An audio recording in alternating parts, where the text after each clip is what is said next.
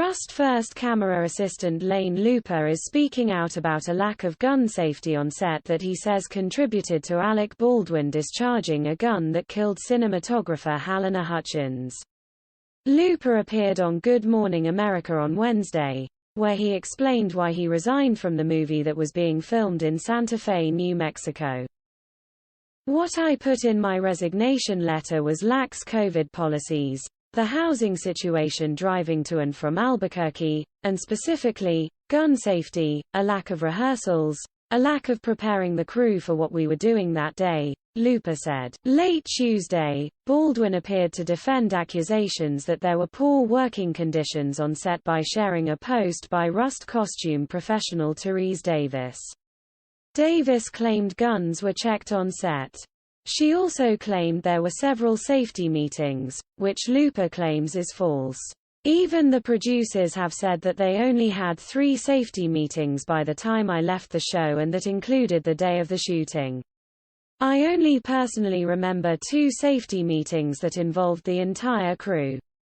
If there was a safety meeting, I was left out of it if there were any more than the 2, he said. Looper added that he is not speaking out about the conditions on set for personal gain, as some have accused him of. "There's no personal gain for me. I'm kind of sticking my neck out here. I don't want to be on camera. I have a pretty unique perspective in that it's important that I be a part of safety as the head of the camera department for protecting the camera operators, knowing what the shot is. It's very important that I play a role in safety." Looper added that he had to take safety classes in Los Angeles in order to get his union card. Ultimately, he called Hutchins' death the result of a perfect storm. "I think with Rust, it was a perfect storm of the armorer, the assistant director, the culture that was on set, the rushing, it was everything. It wasn't just one individual. Everything had to fall into place perfectly for this one in a trillion thing to happen," Looper said. The camera professional also described the shooting as a very rare thing to happen. He claimed safety bulletins, which he described as basically an owner's manual for how to run a safe set, were ignored. They were ignored and not attached to the call sheets, which they're supposed to be. "Unfortunately, that's what led to a breakdown here," he said. As for accusations that there was shooting practices on set, Looper said he didn't personally have any experience with that. "I don't know about those claims beyond what was reported in the media. I did hear distant gunfire on the property, but there is a nearby National Guard armory, so all of us would kind of chalk it up to that.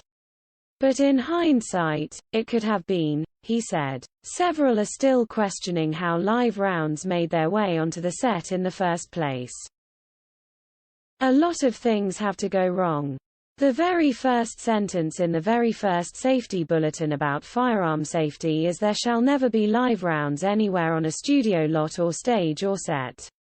It's so unheard of," Looper. He concluded his emotional interview by calling Hutchins a very special person that I really miss working with. "She genuinely was something special, and this business as a whole is worse off without her," he said. "We never worked more than a 12.5-hour shoot day. That was once. Most days were under 12, Davis insisted in her post shared by Baldwin on Tuesday. "The day Halyna died, we had come off a 12-hour turnaround after an 11-hour shoot." She explained that the crew had been released at 6:30 p.m. and had just had a 56-hour weekend right before that, adding that no one was too tired to perform their jobs. "This is all provable by daily timesheets," she continued. "The camera crew had hotels. They just didn't feel they were fancy enough. Not that they were unsafe. You can't tell me that 6 big men felt so unsafe in their hotel but were fine sleeping in their cars in parking lots, which never happened. Like they all." Housing is among the issues rumored to have caused tension between crew members and producers, with some claiming they were promised hotels in Santa Fe near the Bonanza Creek Ranch where the film was shot, but were instead put up in Albuquerque. Davis then addressed the film's armorer, Hannah Gutierrez-Reed, whose experience has come into question.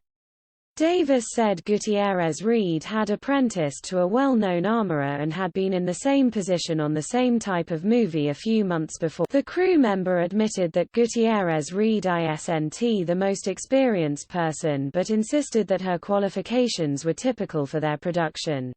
Davis said that if she could do anything differently, she'd learn more of the protocols and call them out if I saw they weren't followed.